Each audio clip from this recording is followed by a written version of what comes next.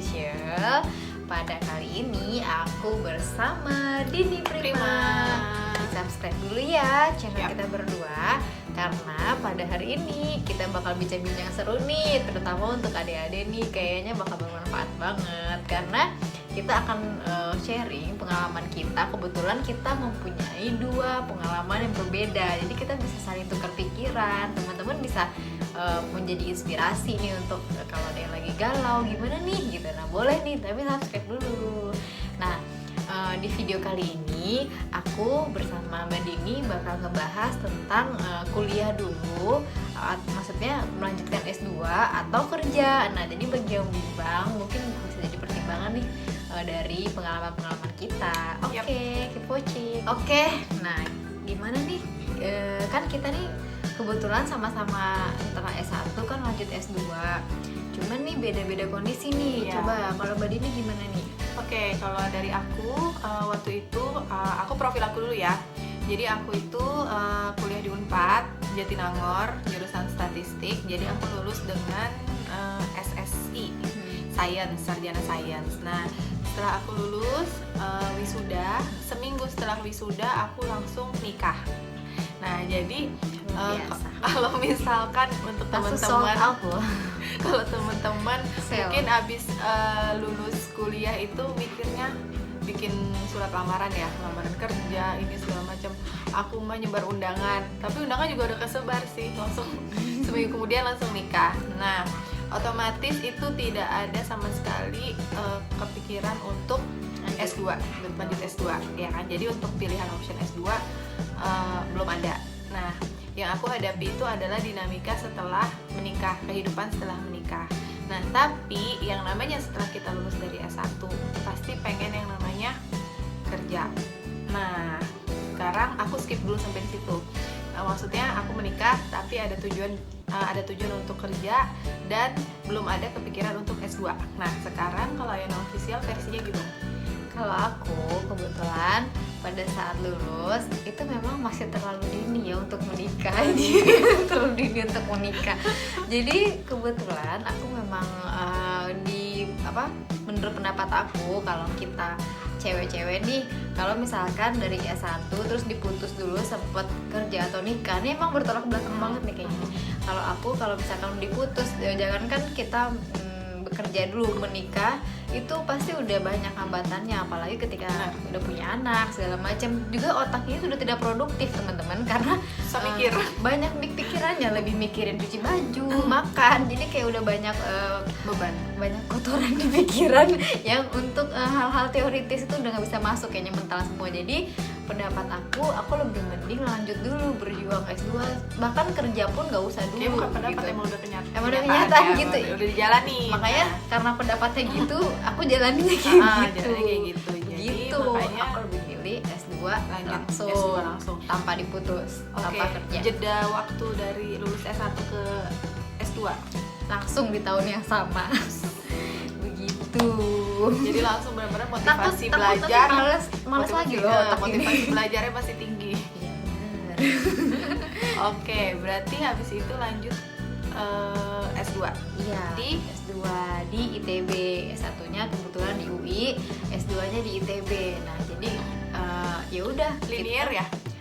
Enggak, beda jurusan, dari sains, kimia ke teknik industri, jadi lintas fakultas begitu.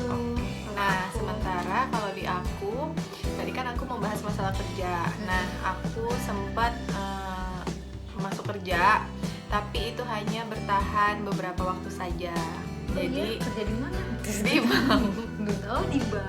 Nah, jadi sempat masuk kerja di satu bank, tapi gagal karena tidak bisa membagi waktu antara organisasi, terus rumah tangga sama kantor. Jadi waktunya tuh udah habis di kantor, pulang udah capek, sementara ada tuntutan dari organisasi harus begini, jadi ya sudah nggak jadi. Nah, karena tidak sampai di situ juga, ingin tetap bersosialisasi di dunia lahir, daftar lagi, keterima lagi, tapi endingnya begitu lagi. Jadi ya sudah. Nah, dari situ akhirnya otak ini terus berpikir kan, bagaimana caranya agar bisa tetap punya teman ada aktivitas, bisa tahu dunia luar, bisa membuka Bermanfaat. wawasan, bermanfaat, produktif. Itu gimana, akhirnya dari situlah tercetus untuk ambil S2. Nah, itu juga dilihat karena kan namanya sudah berkeluarga, suami tugasnya pindah-pindah. Iya. Nah, jadi dilihat, oke, kemungkinan besar tetap stay di kota itu. Akhirnya aku tetap lanjut S2 di situ atas dukungan dari orang tua, semua keluarga. Ya udah, akhirnya dan diizinkan dari suami juga. Akhirnya aku lanjut S2 di situ. Gitu. Memang apapun keputusan kita sih yang Karena sebelum paling menikah itu penting- konsekuensinya gitu. Iya, yang paling penting memang harus ada dukungan ya dari lingkungan sekitar, dari keluarga terdekat. Itu sih yang paling penting, mau kita jalan apapun yang kita pilih harus tetap didukung nih, ada support dari lingkungan gitu.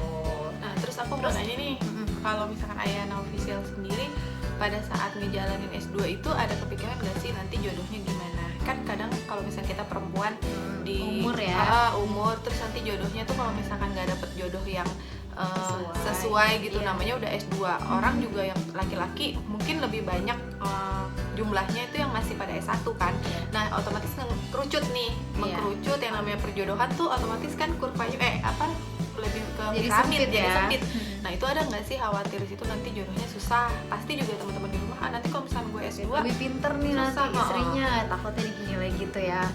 Ya kalau untuk jodoh sendiri sih memang ada kekhawatiran pastinya, karena kan nggak semua laki-laki juga menginginkan cewek itu sederajat atau lebih pinter bahkan dari dia, tuh nggak ada semua orang laki-laki yang gitu. nggak mau. Iya, maunya malah Takut diatur sama Iya, istrinya karena bener. istrinya terlalu pintar. terlalu pinter, jadi dia tuh malah inginnya yang biasa aja, misalkan lulus SMA aja, jadi masih bisa jadi masih dibentuk bisa gitu. Dia Sementara ya S2 kan dengan pemikiran dan Pemikiran level juga tingkat cenderung pengetahuan. debat Cenderung, nanti. iya. Berdebat, iya bener. Nah jadi harus ada yang begitu juga sih, emang mikirin kayak gitu juga ya, tapi jalani aja karena memang target aku nikah kan sebelum umur 30 pastinya. Nah jadi ya sembari berjalannya waktu tetap ya berdoa aja mendapatkan jodoh kan gitu, yang tepat, yang bisa nerima aku apa Yang adanya, sepemikiran, pemikiran, ya. terutama dengan aku banyak kelemahan juga. Nah itu kan jadi nggak hanya karena aku S2 laki-laki nggak mau, bukan karena itu, dengan kelemahan aku yang lain juga belum tentu orang mau gitu. Jadi harus dicari ya, namanya juga cari jodoh ya. Kalau sudah jodohnya ditemukan, ya seperti Mbak Dini langsung sold out seminggu Tapi habis itu juga lulus, berarti kan udah aku- jodohnya. Iya, akhirnya kan aku S2 dan itu emang kan kadang kalian pasti mikir ya, itu S2 berumah tangga iya, terus harus aktif di organisasi iya, aktif di instansi iya. Itu apa nggak susah bagi waktunya? Karena pasti nanti kalau misalnya S2 dengan posisi udah berkeluarga, apalagi udah punya anak, itu pasti susah banget dan nggak akan kelar S2-nya. Nah, itu emang bener. Tapi itu dia, balik lagi ke diri kita sendiri. Kita harus benar-benar punya motivasi, Meluruskan niat lagi meluruskan ya. niat, dan dukungan dari orang sekitar, dukungan hal-hal yang positif, teman-temanku yang positif, terus dukungan dari orang tua, semangat dari suami, semangat dari teman, bantuan dari teman, itu sangat menolong sekali. Jadi aku juga dengan lulus S2 ini benar-benar banyak banget orang yang di belakang yang nge-push aku gitu, karena aku benar-benar susah kadang ngebagi waktu antara kegiatan ini, kadang aku pakai baju gamis, kuliah pakai baju gamis, besoknya kuliah pakai baju training gitu. Jadi ya diliatin gitu, tapi ya balik ke kita, udah bodo amat, yang penting gue masuk kuliah, gue bisa duduk di dalam kelas, terus ujian juga bisa hadir terus, absensi juga full gitu, karena S2 itu nggak bisa bolong-bolong apa segala macam, emang harus tetap masuk. Karena ilmunya juga lebih mendalam, jadi ketika kita nggak masuk sekali itu agak susah nyontek sama temen, karena lebih ke analisa soal. Jadi kalau misalkan mungkin pas kita S1 jawabannya bisa A, B, C, D, ini nggak bisa esai semua, gimana S2 caranya ITB nyontek, gimana? say? Maksudnya metodenya segala macam. Metodenya tetap kita lebih aktif di mahasiswanya, jadi emang kita Iya, dikasih benar-benar dimancing dengan jurnal, kita nanti menganalisa jurnal tersebut. Jadi kalau untuk masalah nyontek kayak agak susah, karena Tapi kalau gimana misalnya bahasa ujian kita open mau book contoh? Iya, memang kalau tapi nggak ada di S2 jawabannya di buku. nggak ada, jadi makanya analisa kan tadi, karena emang kalau biasa S2 banget itu. S2 tuh udah nggak penting lagi buka buku, tutup buku, itu udah nggak penting, karena soalnya nggak ada Nggak ada jawabannya di jawabannya di situ. situ. Buku setebel itu juga nggak ada. Jadi Itu memang balik lagi harus ke masuk ke kitanya. otak kita gitu, emang harus diserap dulu. Nah itulah nggak boleh di skip kita kalau kuliah. Nah Nah terus memang penting sih dukungan suami, karena kalau misalkan suaminya nggak ngerti gimana dia nyalahin, kamu kok ini, kamu kok gini. Jadi kan kalau dia memang udah mendukung kita mau S2 mau ini, artinya dia terima dengan resiko-resikonya. Betul. Terus aku mau nanya nih, nah Mbak Dini S2 itu untuk apa sih? Karena kan ibarat kata tetap nih nggak digunakan untuk kerja, secara karir juga ya oke kan organisasi, tapi output lebih jauhnya misalkan gini, kalau dosen kan jelas untuk dia mau menjadi guru besar target akhirnya gitu, kalau bekerja mungkin jadi direktur, ada gitu tujuan dicapai. Apakah Mbak Dini lebih ke mensupport suami atau untuk lebih ke penyetaraan level dengan yang lain? Kan punya pandangan berbeda. Kali aja teman-teman di sini ada yang berkecimpung di dunia yang sama nih dan galau mengisi waktunya, ya udah deh gue juga S2 aja deh, kali aja habis nonton ini kepikiran mau S2.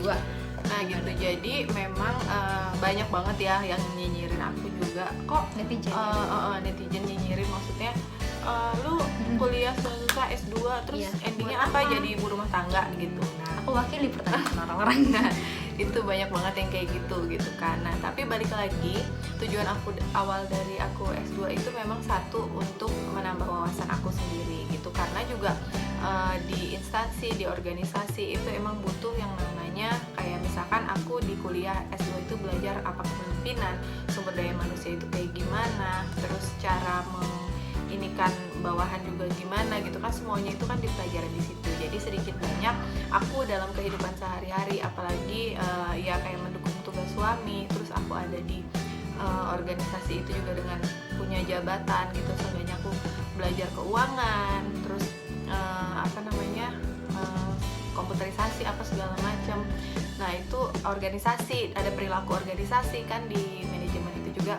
Jadi semuanya itu dipelajari di situ dan itu sangat berguna banget. Dengan misalkan aku tahu tipe-tipe kepemimpinan yang bagus yang gimana, yang efektif kayak gimana. Nah itu aku belajar banget ya, gunanya untuk diri aku sendiri juga. Dan nantinya kalau misalkan kita punya anak, yang namanya ilmu itu pasti nanti kepake juga.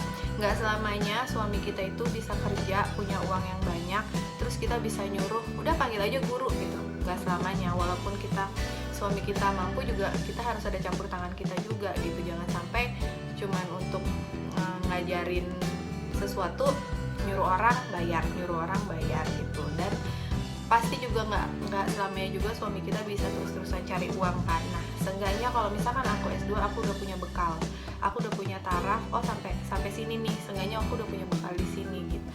Iya, aku setuju sih, karena memang menuntut ilmu itu harus sampai ke yang lahat, bahkan kita harus berikan ilmu walaupun satu ayat begitulah ya. Jadi memang aku sangat setuju. Jadi belajar itu untuk menambah skill diri kita. Nah inilah pertimbangan-pertimbangan yang bisa dilakukan. Nah sekian dulu ya buat yang mau S2 kita kali ini. Semangat, walaupun udah nikah, walaupun jangan takut sama jodoh, pokoknya tetap semangat. Oke, terima kasih bagi yang sudah nonton. Semoga menjadi hiburan untuk kalian semua dan bermanfaat. Terima kasih.